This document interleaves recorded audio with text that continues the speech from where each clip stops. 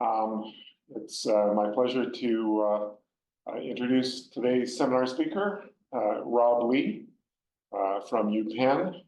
Many of you know Rob, and many of you have worked with Rob over the years. I just refreshed myself on his background and track record. He's been at Penn, I think now for about 20 years. As a PhD student with Kevin Foskett, and then a postdoctoral fellow with Noam Cohen. Rob initiated the work, pioneering work that generated his lab's research during his postdoctoral years with Noam Cohen. Looking at the function of T2R bitter receptors in upper airway ciliated cells, and also macrophages, and uncovering very important innate immunity pathways dependent upon the T2Rs and other taste signaling elements to enlist nitric oxide and other effectors against pathogens. And Rob has continued this work on upper airway cells, as well as additional work to study the function of T2R bitter receptors and other taste signaling elements in various cells, including most recently certain types of cancer cells. So it's certainly been my pleasure to work with Rob and his colleagues over the years. And I'm very excited to present Rob to you today and hear his latest. Thank you, Bob, for the very, very kind introduction. Yes, I'm at Penn, and I've been at Penn for a very long time, since I was a grad student. And I feel like my connection to Monell goes back a long time. You know, we started working at Taste, working on Taste when I was a postdoc in Noam's lab, and we thought this was going to end up be a little bit of a side project that we were doing with some people at Monell, looking at bitter taste receptors in airway cilia. I'll talk a little bit about that, but what that sort of small collaborative side project ended up being, I think, is really a defining factor of both Noam and my career. And so I have Monell to thank for that and for bringing all of this amazing world of smell and taste to my attention, which I had never really fully appreciated on any level before, and now has been an important part of my work in airway immunity, and now we'll talk to you a little bit about cancer as well. I'm also in stellar chance. If anyone's over at Penn, come find my lab. We're on the mezzanine between anatomy chemistry and BRB and CRB. We're over there in the main Penn campus, some of the old buildings, but we've got a lab. If anyone's interested in collaborations, you know, we're always happy to talk to anyone interested. So what we're going to talk about is not necessarily new news, but I think at the end of the day, and I hope at the end of this lecture, you appreciate that we still, even though we know that taste receptors are expressed all over your body, T1R receptors, which we know constitute sweet and umami receptors, T2R receptors, which make up bitter receptors, are all over your body. All of these tissues, pretty much every tissue in your body. This is from a review that Noam and I wrote in Scientific American a long time ago, when it's completely out of date. Pretty much every tissue in your body expresses one or more of these taste receptors. And I think that this really begs the question, and it's a question that we've been trying to address now for over 10 years, and many other labs all over the world have been trying to address, is what do these extraoral T1Rs and T2Rs do, and what activates them? I'm going to talk to you a little bit about our work in the nose and sinuses. I'm also going to talk to you a little bit about our more recent work in the oral cavity, looking at these receptors in the realm of cancer.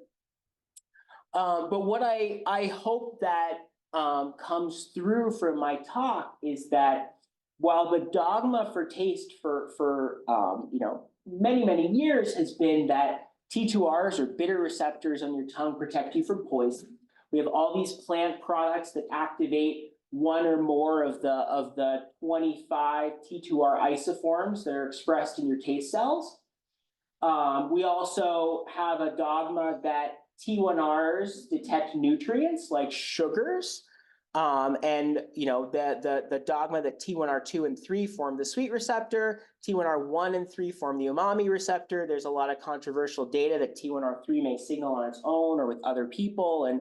And regardless of any of that, this is what a lot of taste research has really focused on, the important role of these receptors in controlling nutrient intake and protecting you from poison intake. I also want to point out, though, and this is not necessarily new news, this is work that Noam and I started 10 years ago, and we've continued in my own lab, is that both of these classes of receptors, both T1Rs and T2Rs, we now know also detect bacterial products. We know that from the original, some of the original work that was done on bacterial activation of T2Rs, there's a lot of several of these acyl homoserine lactones or homoserine lactones like C12 homoserine lactone produced by Pseudomonas and other homoserine lactones produced by Pseudomonas, E. coli. This is Bordetella that activate various T2Rs in various tissues. Jenna Freund, who was a post-bac student in my lab, did a lot of work looking at activation of T2R receptors by Pseudomonas quinolones that actually look, to my non-chemist eye, remarkably like quinine, which is one of our prototypical bitter agonists. And Ben Hariri worked with me a lot on the detection of D amino acids in the airway by the sweet receptor. And I'll talk to you a little bit about D versus L amino acids and sweet receptor amino acids produced by bacteria a little bit. But the really key point that I want to get across is that these receptors, while critical for taste, are not solely taste receptors, but rather chemosensory receptors that are used for both taste and other processes. And I'll tell you a couple of stories about how these receptors are used in other tissues. And the question of why are they in these other tissues, I think gets back to the broader question of the fact that these receptors are important for a lot of things, even beyond taste. And we still don't know how to fully answer that question, but I'll try to get at that a little bit over the course of this talk. We have really been focused on the nose, and that's largely because respiratory infections and respiratory inflammation often start in the nose. Upper respiratory infections, sinusitis, account for about 1 in 5 antibiotic prescriptions in adults. It's a huge driver of antibiotic resistance. Upper respiratory infections can also see lower airway infections. This is particularly critical in diseases like cystic fibrosis, COPD, asthma, and the disease that we're most focused on in the lab is chronic rhinosinusitis, which is a condition of chronic upper respiratory, sometimes infection, often inflammation. It's a huge public health burden. It affects about 10% of the US, has a huge quality of life impact on patients, and it's important for lower airway disease as well. We have this thing called the unified airway hypothesis that seeks to explain how what we observe is that inflammation that comes in the nose also affects inflammation in the lung. Just like infections that start in the nose often end up proceeding to the lung. What we've really been focused on that I mentioned before are cilia in the nose. And so the primary physical defense of your nose against all of the bad stuff that you inhale, the first line of defense are these ciliated cells. The ciliated cells are overlaid with a little thin layer of mucus that's secreted by goblet cells. That mucus in your nose traps microbes. Microbes are stuck in the sticky mucus, and these cilia beat to cause a process called mucociliary clearance. This is the prime physical defense of your nose. When this breaks down, either in primary ciliary dyskinesia, where the cilia can't beat correctly, or when it breaks down in cystic fibrosis, where you can't regulate the mucus rheology, you get recurrent airway infection. So constantly in your nose, you're breathing stuff in, it is getting beaten by these cilia to the back of your throat where you swallow it and get rid of it. Same thing in your lung. Everything that gets down into your lung gets pushed back up to your throat, you swallow it and get it out of your airway to protect you against infections, protect you against irritants and pollutants and other things. When this process of mucociliary clearance isn't enough, you can produce antimicrobials, you can produce antimicrobial peptides, you can produce antimicrobial radicals like nitric oxide. You can also release cytokines from these epithelial cells that will recruit dedicated immune cells and activate inflammatory responses and other forms of both innate and adaptive immunity. The way we primarily study them in a model that I'll show you in a lot of the data going forward is this thing called an air-liquid interface culture.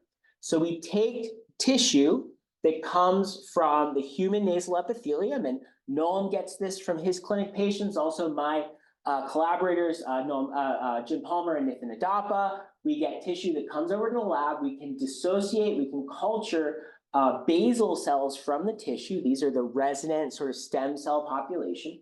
We can differentiate the cells at air-liquid interface.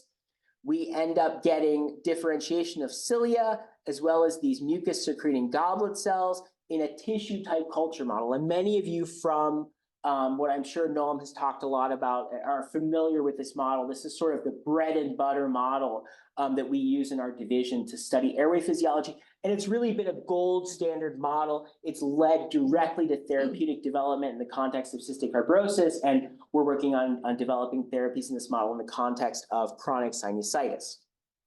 Our cells form beautiful cilia. We get phalloidin and tight junctions that form.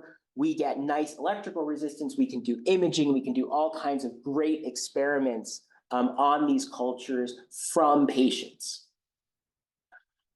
A lot of work that we've done in collaboration all the way back from my postdoc time, in collaboration with Bob, in collaboration with Danny Reed, who's also in the front row, has looked at these taste receptors in airway cilia. We noticed, actually, the first person to discover taste receptors in airway cilia was Mike Welsh's lab at the University of Iowa in bronchial cilia in 2009. We, in 2012, showed that these receptors are also in nasal modal cilia. We've been really focused on the T2R38 isoform as well as the T2R14 isoform, which are localized to cilia. We've also found, however, roles for T2R4, T2R16, and now we're really interested in T2R1, which we also believe is in nasal cilia. But we've built up over the past decade, and I'm not going to go through it in great detail so I can get on to newer things, studies of how bacterial products or bitter drugs can activate these cilia T2R receptors, cause calcium-activated nitric oxide production, which regulates bacterial killing, and also stimulates ciliary beating through protein kinase G. And so we're very interested in my lab, as well as in Noam's lab, about how these cilia T2Rs are immune receptors in the nose, and particularly how we can target them by bitter repurposed drugs, right? We all talk about how clinical drugs are bitter. People are very interested in masking the bitter taste to increase compliance of clinical drugs. We're also interested in using those bitterness properties to you'd be able to use FDA-approved compounds that might be able to be used to stimulate immune responses in the nose. My lab has also spent a great deal of time trying to understand the pathway of how these cells make NO. We know that in cilia, it's through this enzyme that's called eNOS, or endothelial nitric oxide synthase, which localizes to the very base and sometimes within the cilia, and right in close proximity to where the T2Rs are in the cilia. eNOS is an enzyme like other nitric oxide synthases that converts L-arginine to citrulline to produce NO. And it's a complicated pathway, again, that I don't necessarily want to go into too much detail for because we've published a lot of it over the past decade to get from the T2R activation to the actual NO production. We're still trying to understand various kinases and various components of the pathway that are and aren't involved. But I'll talk to you a little bit about some diseases where this pathway is screwed up, and we think that understanding the pathway better is going to help us understand how we can activate NO production even without the bitter taste receptors. Over the time that we've kind of defined the biology of this, Noam and my ENT collaborators, largely with Danny Reed, have done a lot of clinical studies to validate that these pathways are important in chronic rhinosinusitis and upper respiratory disease. We figured out that patients with non-functional or the AVI T2R38 polymorphism have increased gram-negative upper respiratory infections. They have more biofilm-forming nasal bacteria in their nose. They have increased susceptibility to chronic rhinosinusitis. They have decreased outcomes after sinus surgery. And we've really been interested, in the context of CRS, we kind of have a good idea of what role these receptors play. This has also been validated by labs pretty much all over the world. We've really been interested lately in how does T2R signaling affect other airway diseases? What happens? I'm going to tell you two stories about how airway cell function can go wrong and how that can affect this actual T2R signaling pathway. The first story that I'm going to talk about is Pseudomonas infection and cystic fibrosis. Cystic fibrosis is an airway disease. I'll talk about that on the next slide, but what you need to know is that CF patients, cystic fibrosis patients, are particularly susceptible to gram-negative infection. Some of the bacteria that characterize their airways are Pseudomonas, Klebsiella, Burkholderia is a really bad one right now, but also H-flu. And these are gram-negative bacteria that we know make quinolones and acylhomoserine lactones that activate these T2Rs. Cystic fibrosis is caused by mutations in this incredibly long protein name, the cystic fibrosis transmembrane conductance regulator. It's a chloride or bicarbonate channel, and it's not really critical for our talk, but it regulates fluid secretion and absorption in the airways.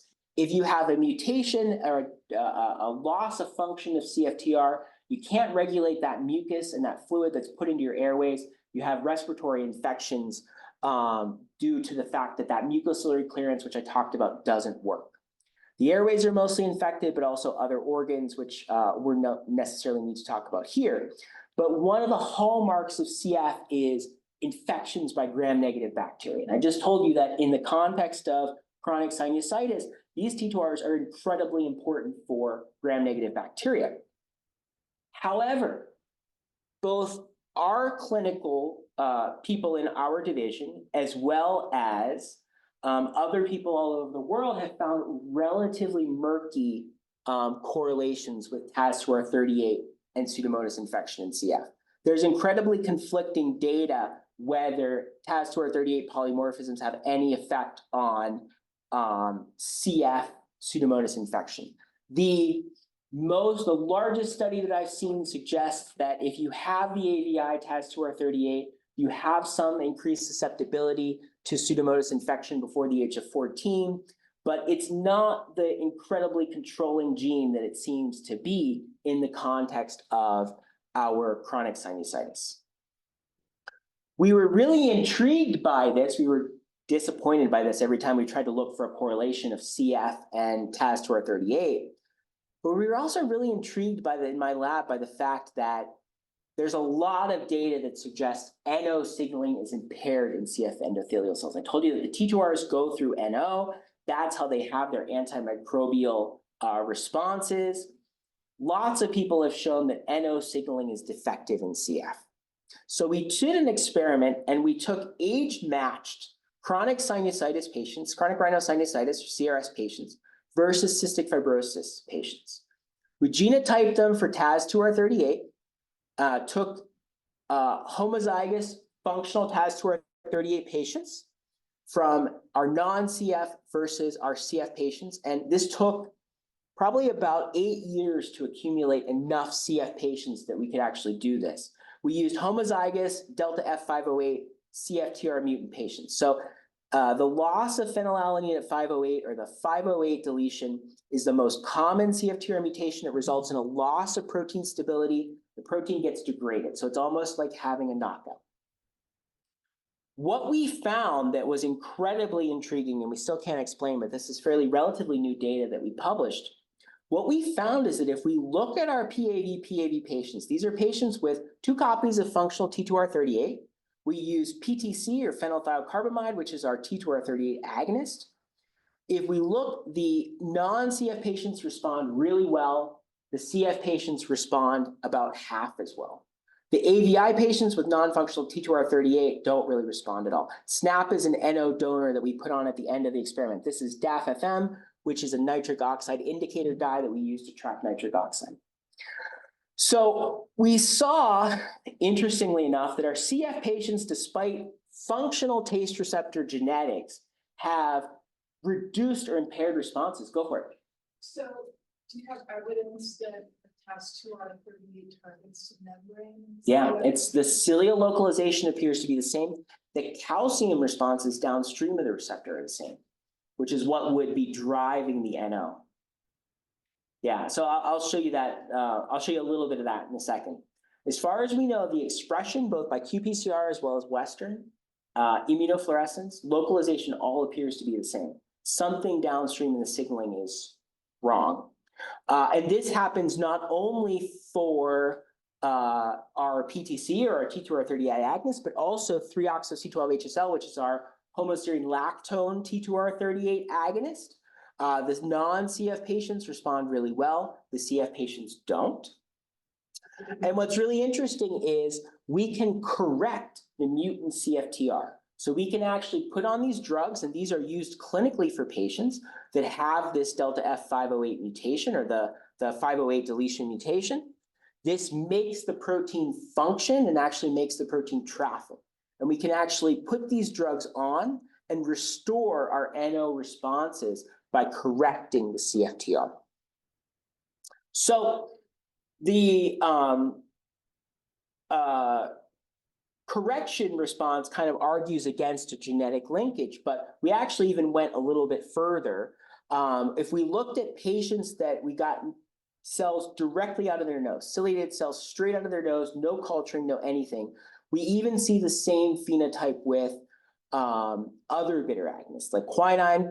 If we put on 5.5 mg per ml quinine, the non-CF patients make a lot of NO, the CF patients don't.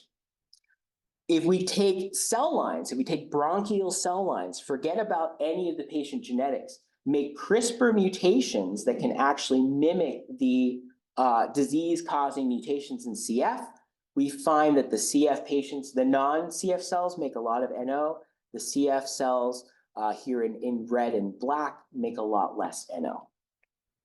So we have kind of worked on this for several years. Finally, we ended up publishing it. We don't know the actual mechanism, but we do know that CF cultures, isogenic cell lines, everything has reduced NO production when we take away CFTR. There's no change in calcium signaling, which suggests that the receptor is functional. There's no change in receptor localization. There's no change in expression that we can see.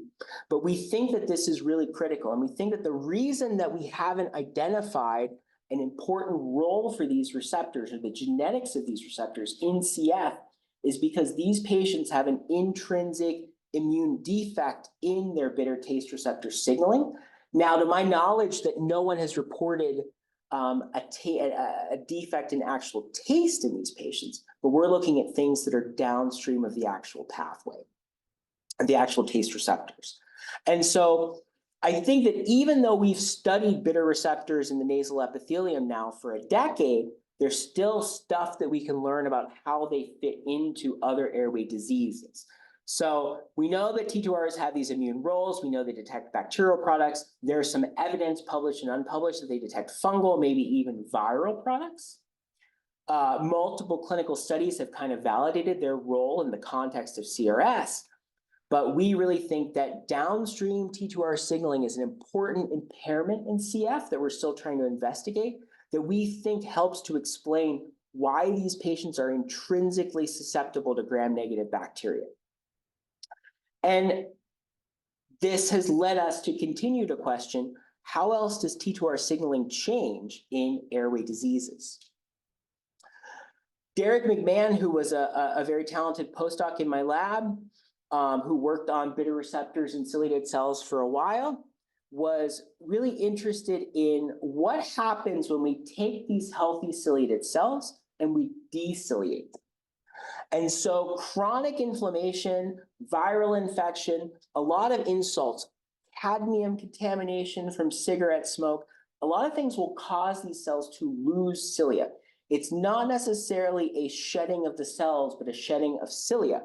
And what you end up getting in a lot of airway diseases, from cystic fibrosis to COPD, is basal or squamous metaplasia. So you'll get a change in the composition of the airway epithelium themselves. And what we have found, and what we really believe is an critical part of bitter receptor biology, that we're only just starting to explore, is that when these cells lose their cilia, bitter receptors are difficult to traffic. A lot of times when we do heterologous expression systems, we put tags on them. We put signal sequences from somatostatin receptors or rhodopsin receptors or other things to traffic them to the membrane. We find that when we take our squamous dedifferentiated airway epithelial cells, we end up getting a lot of accumulation of these T2Rs on intracellular membranes, specifically the nuclear membrane. And I'm going to kind of gloss over this to get into the next part of the talk, but the nuclear membrane and intracellular membranes are in close proximity to mitochondria. What we found is that when we take these cells and we dedifferentiate them, instead of getting our cilia localized responses that we're really interested in, we end up getting very nuclear localized responses. Now you're going to say, how does a drug activate an intracellular receptor? Well, those of you who work on taste know that many of these bitter compounds are incredibly hydrophobic. There have been many publications that they can get into taste cells, especially quinine and bacterial agonists. The homoserine lactones are incredibly cell permeant. We see that we get incredibly large nuclear calcium responses. The nuclear calcium responses from the intracellular T2Rs, we can isolate nuclei and get the same responses that are dependent on the same T2R receptors. We get incredibly strong delivery of calcium to the mitochondria. Now, mitochondria are calcium buffers. Part of their role is to absorb calcium during an increase in intracellular calcium, but this also can go wrong, and there's something called mitochondrial calcium overload that can lead to apoptosis. And so Derek, during his postdoc work, worked out this pathway by which altered localization of the receptors changes the response from nitric oxide production and innate defense to actually cell death. And what we can see if we take our air-liquid interface cultures, if we dedifferentiate them with submersion, and so putting with their air-liquid interface, but then if we put liquid back on top of them, that's kind of a validated model for these cells to mimic squamous metaplasia that's seen in disease, versus our differentiated cells that continue to be exposed to air. And we put bitter receptor agonists on them, like denatonium benzoate or thujone or a bacteria 3-oxo-C12HSL. What we see is that the deciliated cells die, and this is over the course of, I think, 4 or 6 hours, whereas the differentiated cells live.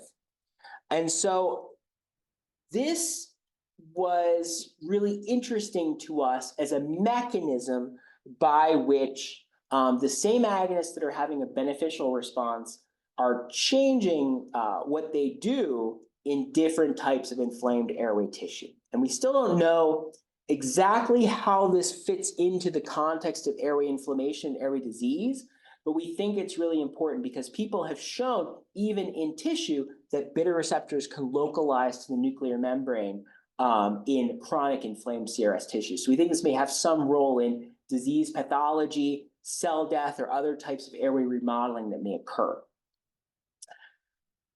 This led us to this whole path, which has been incredibly productive. And I know it's taken me a little while to get here, but we know and have studied for a decade that T2Rs in normal differentiated oral and nasal epithelia play important roles in innate defense. We observed that dedifferentiation or squamous metaplasia changes the T2R response to cell death. Ryan Carey, who's worked with Noam and I for probably almost a decade, and who is now a faculty member with a lab right next to mine, who I collaborate very closely with, and Zoe Miller, who's my pharmacology graduate student, got very interested in head and neck squamous carcinomas. So nasal squamous cell carcinoma, oral squamous cell carcinoma are all kind of lumped together as head and neck squamous cell carcinomas. There's various differentiations among them, but we started thinking, T2Rs are important in the oral epithelium. We haven't shown that, but other labs have. They're important in the nasal epithelium. What happens when you take cells that normally express T2Rs and you take cancers that are actually derived, that are naturally dedifferentiated? We started looking at bitter receptor isoform. We've done an incredible amount of work from the Cancer Genome Atlas.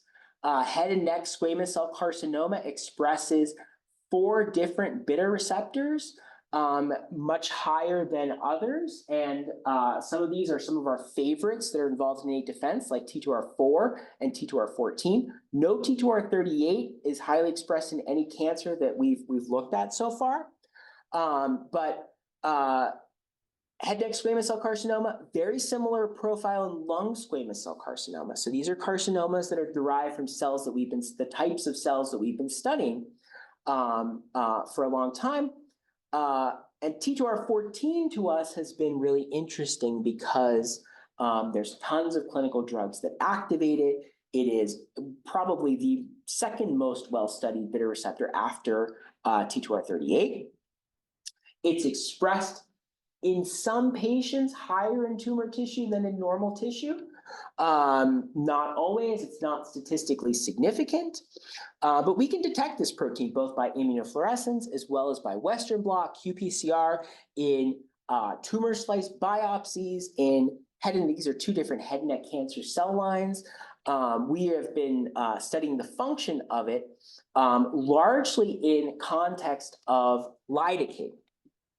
So lidocaine is a bitter anesthetic, and it's actually, and I didn't know this till we started studying lidocaine, you can actually make denatonium from lidocaine through chemical synthesis. They're structurally related, but what's interesting is that while denatonium activates 8 T2Rs, none of which are T2R14, lidocaine, based on heterologous expression and HEC293 studies, is really specific for T2R14, and we've kind of reproduced that and kind of believe that for whatever reason. Something about the structure is a little bit different. Zoe showed very elegantly through a lot of imaging of subcellular biosensors, a lot of assays for cell death and calcium signaling and mitochondrial function, that lidocaine actually activates cell death, and we're not showing the localization of the receptor, we're just kind of showing the receptor here, cell death in head and neck cancer cells by increasing calcium feeding to the mitochondria. This increases reactive oxygen species, which end up feeding into inhibition of the proteasome. So the proteasome is an important component of the cell that degrades misfolded proteins. A lot of cancer therapeutics are proteasome inhibitors. And we showed, I think very elegantly, that this leads to apoptosis in these head and neck cancer cells. What is interesting and what I think is important about this data and important about this mechanism, other than the fact that people have shown mysterious anti-cancer effects of lidocaine that have never really been explained, we think, until now, is that when you look at expression of T2Rs across cancer, so this is every cancer that's in the Cancer Genome Atlas. And it might be hard to see, but T2R14 is right here. This is a receptor that I think is expressed, and if you believe the data from everything from our Western to qPCR to all of this Cancer Genome Atlas, this is a receptor that is expressed in pretty much every cancer that we have looked at. Some cancers, like myeloid leukemia, have tons of bitter receptors. We think that's because bitter receptors have an important role in immune cells and they're carrying over into the cancer. But you'll see common themes when you look at this pattern, and the same thing. So head and neck squamous cell carcinoma is right here, but T2R4, T2R5, T2R14, 49, and some others in different cancers that are elevated. And we think that T2R14 is one that we might be able to target with lidocaine or other clinical drugs, either as an injection or another therapeutic that we could hopefully deliver locally. Yes? To push back here. a little Sure. bit. Some people have called TAS2R14 a housekeeping gene because it's expressed in so many tissue, normal tissues. I would agree with that. So in that context, how persuasive is this? How persuasive is it as a therapeutic? No, how persuasive is it that TAS2R14 expressed in all these cancers is somehow different than normal tissue? So it's not different than normal tissue. What is different and what we've seen is that the response is different. So if we take normal oral keratinocytes and we stimulate them with lidocaine, they don't die. Because of the change in localization, which maybe I didn't explain or dwell too long enough on, that's actually the key. We can actually target the cancer cells, not because of the expression, because I honestly do believe it is expressed everywhere. HEC293 cells, even though we use those for heterologous expression, I find are one of the highest expressing T2R14 cell lines. It is a weird protein, it is a weird receptor, and it is everywhere as far as I know. I've not seen anywhere where it's not. But I think it's the localization and the fact that if we can deliver something locally, we can actually activate it. So I do agree with you. Yeah.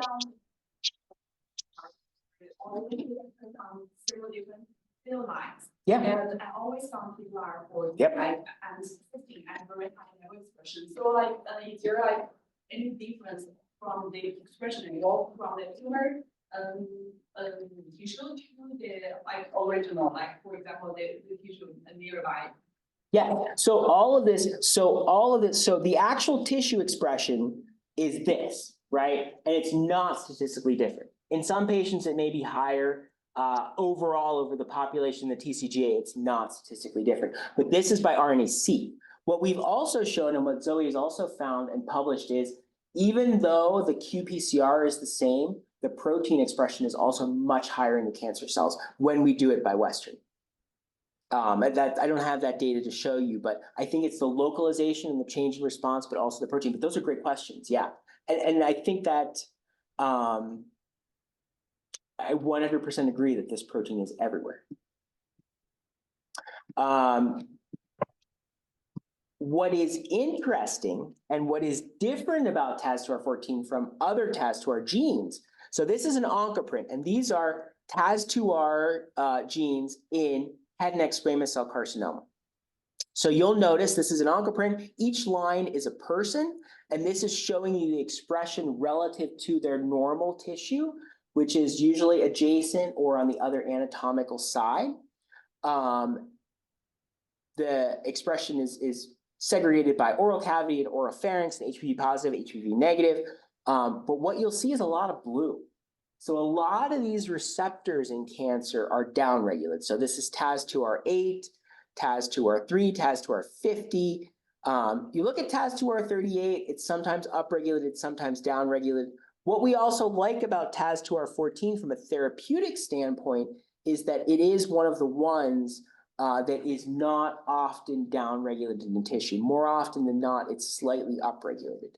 And so the idea is that what we need to do are more studies on an individual patient basis. Also, we might be able to identify what patients actually have elevated TAS2R14 expression. And I'll tell you in a second about patient subset that we think might be the right ones to target. Along those lines, though, I told you that these receptors we think activate an apoptotic response in head and neck squamous cell carcinoma cells. Fitting with that, we've observed that increased TAS2R4 gives you increased overall survival. This is overall survival over the course of 5 years. Patients with elevated TAS2R4 do better. And what's interesting, and we found in our studies, is that this is one of the only receptors that these cells, the only receptor that these cells express that's sensitive to denatonium benzoate. So we found that denatonium benzoate, even though we think of it as this pan-bitter compound in our head and neck squamous cells, is actually really good indicator of TAS2R4. If we knock out TAS2R4, we lose the response. Knock out any of the other TAS2Rs, we don't.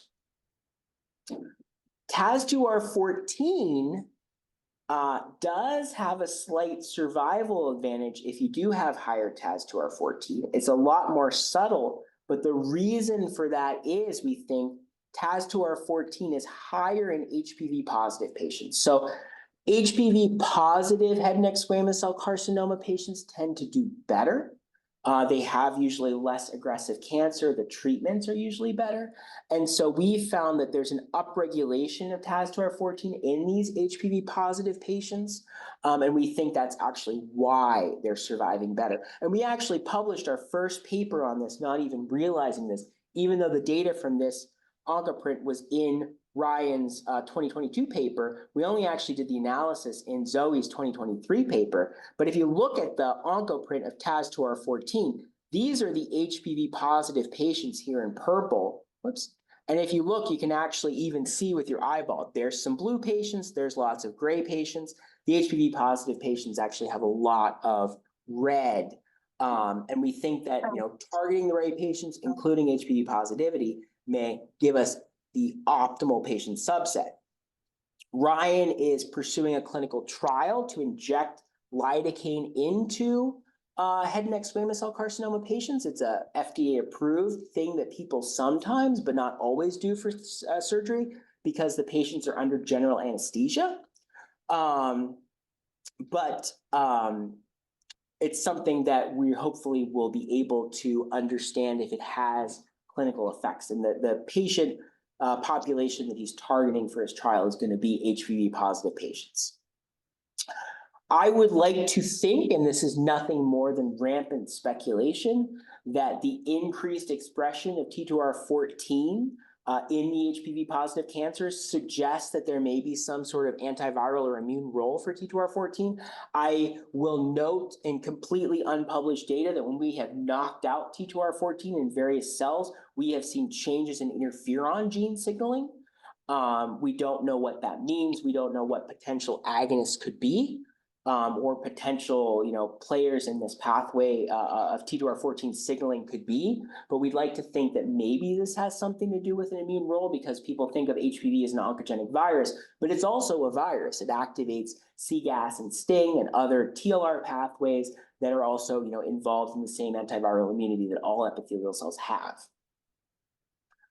What further complicates all of our studies on bitter receptors in cancer has been the idea that everything that we've looked at in head and neck squamous cell carcinoma has said that more bitter receptors are better. They activate apoptosis. It seems like you do better. It seems like we've got therapies. But in reality, this is mean survival and differences in mean survival in various cancers. You can see that these are different, both T1Rs and T2Rs. This is a paper that Ryan did with a cancer epidemiologist at MD Anderson back in 2022. Some cancers you do better with certain elevated T2Rs or T1Rs. Some cancers you actually do worse. And we don't know why that is. This is adrenocortical carcinoma, ACC. This is non-papillary bladder carcinoma. I apologize for the abbreviations. That's just how it spits them out from the TCGA, and it's a lot of words to define them all. But adrenocortical carcinoma, non-papillary bladder carcinoma, same gene, TAS2R14. In one, it seems like you do better if you have elevated TAS2R14. In one, it seems like you do a lot worse if you have elevated TAS2R14. And we're not sure in any way, shape, or form why that is, which just suggests we need to know a little bit more about the biology. This is the non-papillary bladder carcinoma survival curve, where higher TAS2R14 seems to be good in red. In adrenocortical carcinoma, higher TAS2R14 seems to be bad. And again, it doesn't make full sense if these receptors are only activating the apoptosis in tumor cells. We need a lot more data to understand what they do in different cancer cells and what different tumor microenvironments might impact them. What is also really interesting, and we're only just kind of starting to understand, is what role the TAS1R receptors have in cancer. This is lung adenocarcinoma. It seems like increased elevation of TAS2R1 in lung cancer is actually good. Derek, who is the postdoc who did a lot of work before, published a paper in 2023 that even in airway basal cells, TAS1R1 and TAS1R3 are expressed. They regulate ER calcium store content in response to amino acids and other nutrients. And so these proteins also can have, we think, global effects on cellular signaling that may impact any type of cancer outcome through any signaling pathway that these cells are getting. So we have been very interested lately in how T2Rs are expressed in epithelial-derived cancers. That's really what we focused on, but we're interested in other cancers as well. We focused on head and neck squamous cell carcinoma. We're also interested in salivary carcinoma as well as thyroid carcinoma, all of which express T2Rs and which activate similar apoptotic responses. We think that T2Rs may have prognostic and therapeutic value in cancer, but unfortunately the biology seems to be more complicated, or at least the genetics seem to be more complicated than just more is better. But our data do agree with some other studies showing that TAS2Rs are associated with cancer outcome and risk, including differential effects. We think we have some mechanism to what are a lot of association studies and are still trying to figure out a little bit more about the biology.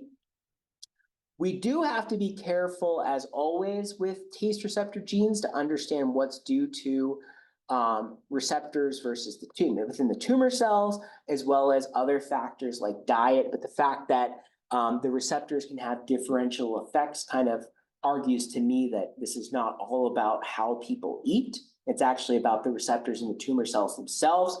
We've studied beta receptors in immune cells as well. We're very interested in understanding how tumor cells and immune cells crosstalk depending on beta receptors. And we have been, kind of trying to figure out what the biology of this is and what we can use therapeutically or prognostically in cancer. So that's been a focus of just the last couple of years. I'm going to give you one little in the last about 5 minutes vignette of some other things, just to hopefully convince you that there are new things that we still have to understand about these taste receptors in the airway. One of the things that we have been very interested in, this is also a project that goes back to my time in Noam's lab, that we're only finally is hopefully going to see the light of day relatively soon. We look back at our healthy multiciliated cells where we've got beta receptors and cilia. We've been really interested also in what other chemoreceptors are in cilia. Leon Kuick, who was a postdoc in my lab, who's now the scientific director of a foundation in Singapore, was really interested in the calcium sensing receptor, which is not a taste receptor per se, but has also been linked to what has been a proposed Kokumi taste and is also a class C G protein coupled receptor, just like TAS1R, the TAS1R family. He's been was very interested in calcium sensing receptor and signaling and in the cilia. That turned out to be a little bit of a hard question to address, but we have, in studying those, also kind of figured out a role that I'm going to quickly go through in the last 5 minutes or so about how T1R receptors are actually also in cilia. Which T1R3 specifically, which is a shared component of the umami and sweet taste receptor. So Noam and I showed way back in 2014 that T1R1 and T1R3 in human airway solitary chemosensory cells, also known as tuft, also known as brush cells, and I know the nomenclature can differ depending on where in the airways they're found, but we looked at T1R2 and T1R3 expression in these solitary chemosensory cells, which you've all heard of, intestinal tuft cells. In the context of doing those experiments that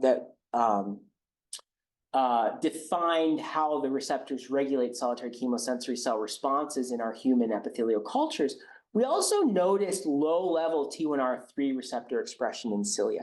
And so if you look at your cilia, this is our air-liquid interface culture. Here's DAPI. Here's phalloidin, which shows us our tight junctions. Here's our beta-tubulin 4, which shows us cilia. We always would see really speckly, really dim staining of T1R3 in cilia. We We're very cautious about this. We did this over the years in multiple different tissues. We looked at blocking peptides with various antibodies. We looked at tissue from Bob's T1R3 knockout mouse. We looked at nasal tissue as well as our air liquid interface cultures. And all the while, we kind of really started to believe that the TAS1R3 receptor is also expressed in low levels in airway cell cilia. Other people have reported this for rat, but there really wasn't any sort of functional data.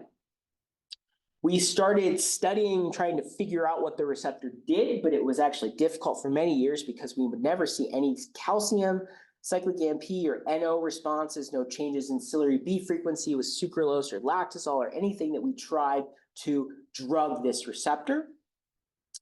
What gave us hope is when we lost all hope in getting these responses and decided to look at whether we would see arrest in recruitment to the cilia. And this was something that was kind of a Hail Mary experiment that we did.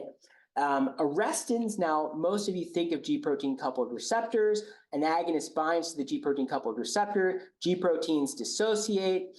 The activated receptor can sometimes be phosphorylated or not at the C terminus. What that ends up with is recruitment of arrestins, which can sustain signaling or promote receptor internalization, can have a lot of different effects depending on what the GPCR is. And what we noticed is that when we took our nasal epithelial cell cultures, we either treated them with control, which was nothing, put some lactosol on, put some sucralose on, or put some sucralose plus lactosol. What we saw through immunofluorescence, and it's really hard to do by biochemistry, especially in the cilia, which are really tiny, but by immunofluorescence, we really saw an increase in arrestin localization to the cilia in the presence of sucralose and a couple of other T1R3 agonists. We started getting into, and I'm going to go through this really quickly, whether or not T1R3 regulates airway surface liquid glucose. This is kind of coming from studies in the intestine where T1Rs might regulate intestinal epithelial glucose transporters. This was another Hail Mary kind of experiment that we did over the years to kind of understand what these receptors might be doing. If you look at the airway epithelium, your serosal glucose concentration is about 90 mg per deciliter, or about 5 millimolar. Your airway surface liquid glucose that leaks through the epithelium is then uptaken through apical glucose transporters to keep your airway surface liquid low, about 0.5 millimolar, about 10-fold less than serum. This keeps bacteria from being able to eat all of the glucose that you leak through your epithelium. This is an important innate defense pathway, and it's believed that increased airway surface liquid in diabetic patients, which have elevated glucose here, gives them elevated glucose here, gives bacteria more food for them to eat and more ability to infect your airways, your nose, and your lung.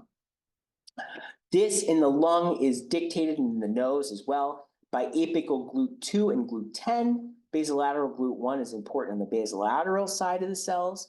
And it's important that more airway surface liquid glucose has been proposed in, and it's been shown to be an increased carbon source for bacteria. We showed many years ago that patients with CRS or chronic rhinosinusitis that have a breakdown of their epithelium have an increased airway surface liquid glucose. So we think this contributes partly to their susceptibility for infection. It's due to the breakdown of the epithelium because it's not correlated with their blood glucose that's made at the same time as these measurements are made. Not going to get into that. But what we found is that T1R3 actually regulates, we think, ASL glucose regulation. If we look at the glucose on the apical surface of our cultures, if we take our cultures and we treat them with either lactosol or sucralose, we use different concentrations of basolateral glucose to drive glucose transport into the apical side. And we can see that if we put on lactosol, these cells have more glucose on their apical side than if we put on sucralose. They actually have less, not statistically significant, but less than lactosol glucose on their apical side. And so we think that from our data, we did this with cells in Noam's lab from Bob's T1R3 knockout mouse, as well as Bob's Gustafson knockout mouse. While this effect we put on sucralose in the presence of high glucose, we end up getting lots of glucose on the apical side of the cells, is lost in the T1R3 knockout. It's not lost in the Gustafson knockout. And we found that all of the taste receptor responses in our airway ciliated cells seem to be Gustafson independent. So that actually makes a lot of sense to us. We did a lot of measurements, I'm not going to get into them, of fluorescent glucose transport. We did a lot of expression of GLUT1 and GLUT10 expression. I'm not going to get into that, but I'll get into the protein because we're really short on time. But what we found is that giving these cells sweet receptor agonists like sucralose actually increases the glucose transporters on the apical side of these cultures, which increases their ability to uptake glucose, and lactosol kind of blocks this. And so we think this might be a new potential therapeutic target to be able to regulate people's airway surface liquid glucose. If you're diabetic, you need to limit your airway surface liquid glucose. Maybe you want actually a sweet receptor agonist. Xylitol and other things that are sweet are already used. Sucralose is used to mask the taste of bitter antihistamines. Maybe some of respiratory infections in diabetics might be able to be targeted by reducing the bacteria's ability to colonize based on their ability to get nutrients. And I'm not really going to get into it, but we think these are also really important for detection of D amino acids. And so as a physiological ligand, right, amino acids have chirality. While umami amino acids are often L, there are several D amino acids that are sweet that have been shown to activate the sweet taste receptor and taste sweet. A lot of these are produced by Staphylococcus. We showed that a couple of years ago when we were studying solitary chemosensory cells, that Staph aureus, coag-negative staph, but not Pseudomonas or fungal Aspergillus fumigatus make these D amino acids. We recapitulated a lot of that from clinical strains of bacteria to show that different types of methicillin-resistant, methicillin-sensitive staph activate, release D amino acids and actually activate this pathway.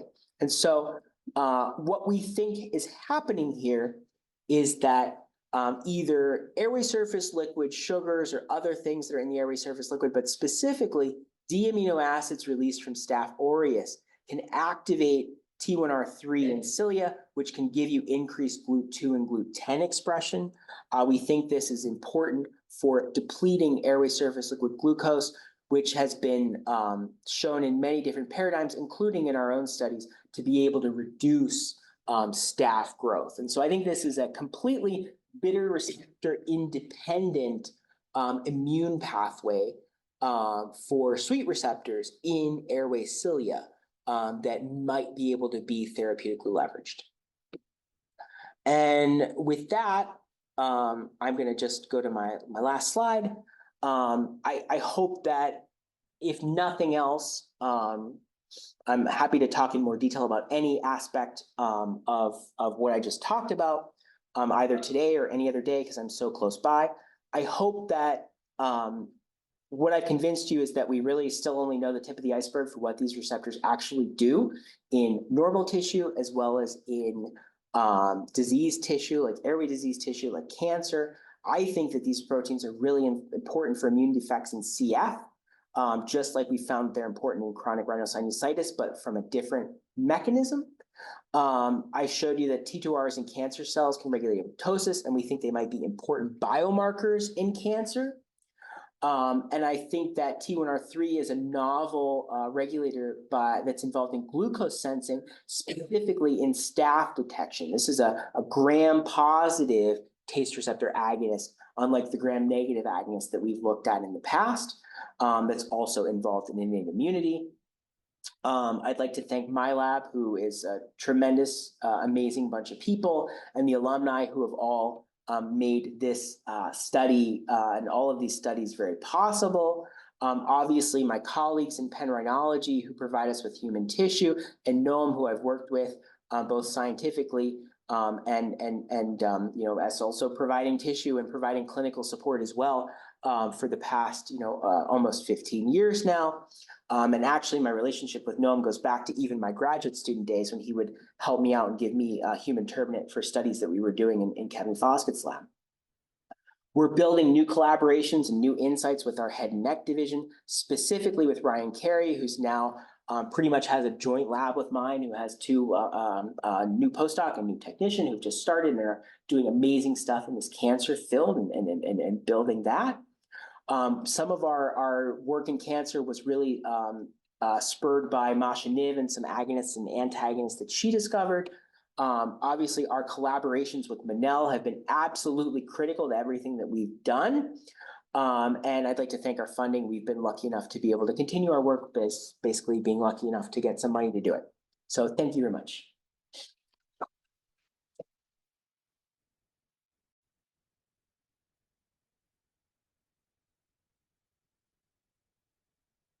So, Yeah. For your computers, immunology paper, right? You choose the algorithm for the T2R14 middleman, right? Yep. Why that? So why lidocaine for the cancer stuff? Yeah, because it's like anesthesia method. So. But it's FDA approved, and it's something that the surgeons can already inject at the tumor site. And so if we picked, say, another drug that we think is really good at activating this response is diphenhydramine, right, which is Benadryl. It would be a lot more work for us to translate that into a clinical trial where we're injecting patients. A lot of ENT surgery for cancer tumor removal, I mean, it's standard to do lidocaine injection. A lot of times, though, not when people are getting general anesthesia. It's just not considered necessary. What we think we can start out with this as a therapeutic is because it can be used, because it in some cases makes sense to use. If we can show that it's actually better for people to use it, it's something that we can implement really quickly.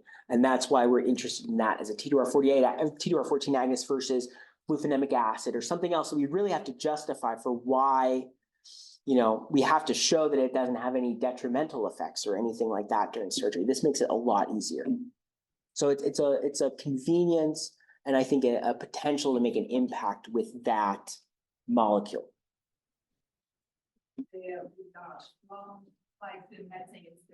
Yeah. So what we've shown in all of our tumor cell stuff is that the responses in the tumor cells is completely dependent on T2R14. These cells don't have voltage-gated sodium channels like neurons do. Now, there could be an effect of the lidocaine onto neurons when we're injecting it into people, and maybe that has a beneficial effect as well. And it's going to be difficult necessarily to tease that out, but at the end of the day, if it's beneficial, it's beneficial. So I would like to know the mechanism, and we're going to continue to try to figure out the mechanism, but this is something where we can actually test, and it could still have neuronal implications. It's going to be hard to fully roll that out, but it's where our starting point is. Beta receptors will also have T2R14 too. So in addition to the, and so at least in the tumor cells, what's interesting, and again, I can't exclude the neurons, but at least in the tumor cells, if you take other anesthetics, bupivacaine, procaine, other things that should block the same voltage-gated sodium channels, but don't activate T2R14, they don't have the same effect in the tumor cells. And in other studies that people have done in mouse tumors, those anesthetics don't have quite the same effect that lidocaine does. So I really think it's the tumor cell, but we're still working to figure that out.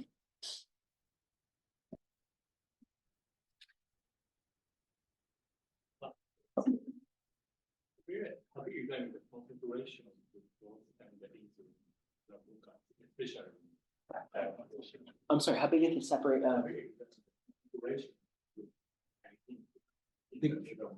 The concentration of the glucose, and so this has been a sticking point for everything that we've done with sweet receptor in the nose. The concentration of the glucose in the nasal mucus is about 0.5 millimolar. We've measured that both in people and in healthy people. We've measured that both in people, and we've measured that both in our cultures and our culture model. Other people have measured that in animals. In diabetic patients where their glucose can get much higher, the airway surface liquid glucose can get to like 5 or 10 millimolar in some cases. There's not a linear relationship between the serosal glucose and what is out. There gets to be a point where you can't recover and it increases a little bit faster, right? Now, I understand that in everything in taste, that is not enough glucose to activate this receptor. It is not even close to enough glucose to activate this receptor. The only thing I can tell you is that knocking out this receptor, it seems to have this effect on how the cells sense glucose. And my guess, if I had to make a guess, and I don't know how to explain that, is that there's either another dimerization partner, there's a receptor modification, there's something that changes the sensitivity of this receptor in these cells to glucose. But I don't have a good answer for that. Even when we worked on solitary chemosensory cells, we found responses that were lost with T1R3 knockout or inhibited by lactazole that made complete sense that they were T1R3, but they're occurring at glucose concentrations that are much too low. And I still, 10 years later, don't have a good answer for that yet. I wish I could tell you why. It doesn't make sense, but maybe we'll figure it out. Actually, my question is related. Yeah. So, did you look at any splicing isoform or any different proteins? That's a great question, and we have not done that yet. When we've looked at it for solitary chemosensory cells, we were actually looking at it for both because we were just taking our ALI cultures and grinding them up and running them on a gel. We haven't noticed anything that looks weird in any of those studies, any exons that don't seem like they're there, but we also haven't done them in enough detail. So I think that that's something that could really be explored a lot better. Yeah.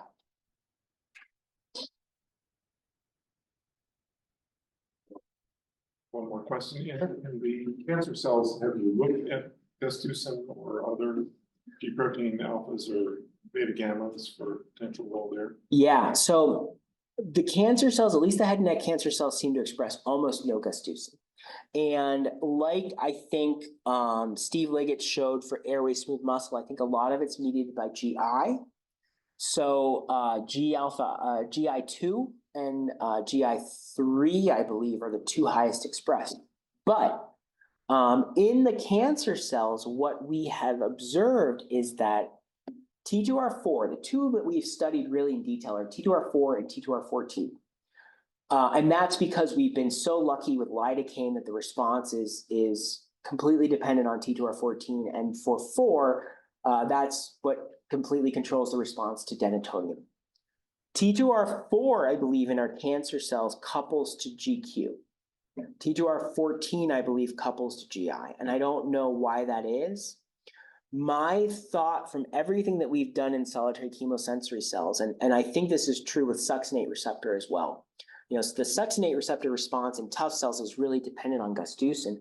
I think if I had to guess, that's because that's what those cells express, and that's most of what the signaling in those cells go through. I think when you take gasteucin away, and I think in our cancer cells, it's like the Wild West. It's whatever they can couple to, they couple to, and it seems to be pharmacologically different between the two. So T2R14 is blocked by pertussis toxin. It is seems to be a GI dependent pathway, whereas T2R4 seems to be blocked by GQ inhibitors, pertussis toxin insensitive, and I have no idea exactly why that is. We've started to kind of think about experiments to look at that, but I haven't looked for gasteucin in any specific cancer. I think it might be very different than if you had a cancer that would there's certain types of lung cancer cells that are called tuft-like cancers that express high PU2F. I'll bet you'd find gasteucin there, and I'll bet it would be different. Great, thank you very much. Thank you.